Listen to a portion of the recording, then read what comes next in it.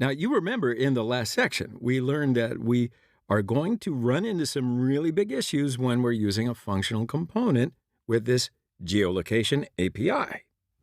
So the problem is that it takes some amount of time for the geolocation service to return our position.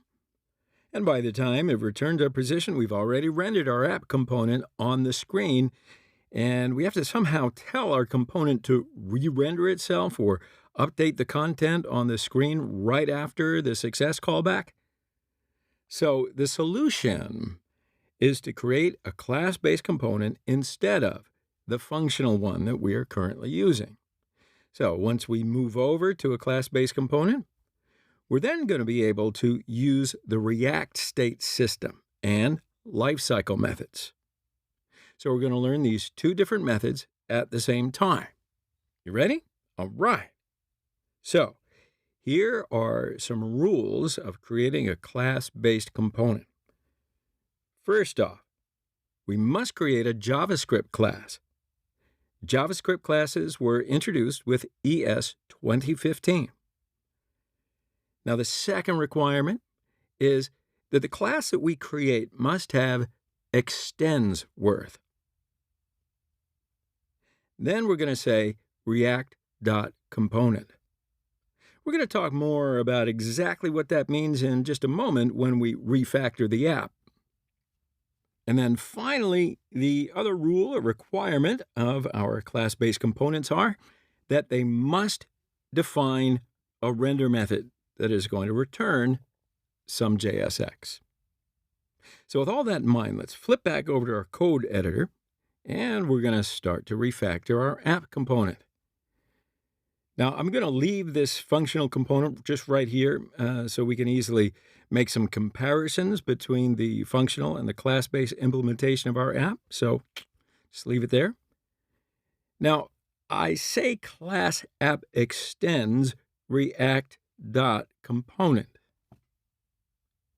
So what I'll do is then open up the class body with a curly braces, and then I can try to define a render method. And then once inside the render method, I'm going to return a div with the text, "You are in the Northern Hemisphere." And that's all. So I'm going to pull over this geolocation API stuff right here.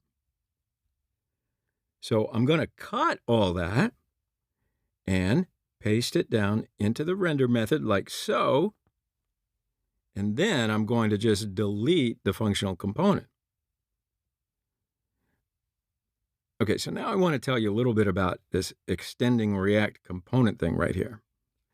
So when we make a class, we are creating a new class inside JavaScript that has just one method assigned to it, and that is the render method. However, React expects that our class-based component has many other methods attached to it. Now, normally we do not implement these methods by ourselves. Instead, we follow all these other methods from this other class called React component. So essentially, the reason that we are extending React component right here is that it allows us to put a ton of built-in functionality from this other class called React component into our class. So in other words, we're just borrowing functionality to put in our app class. All right? So let's save this, and then we'll flip back to our browser. And we can see our text, "You are in the Northern Hemisphere," right here on the screen. Now, you might think, great, that's fantastic, our job is done here. No. Just turning that functional component into a class-based one is not going to solve any of the problems that we have fetching our physical location, but it is one step toward getting a solution. So why don't we take a break right here, and in the next section, we're going to talk about the second step, which is to use the React state system to approach the solution.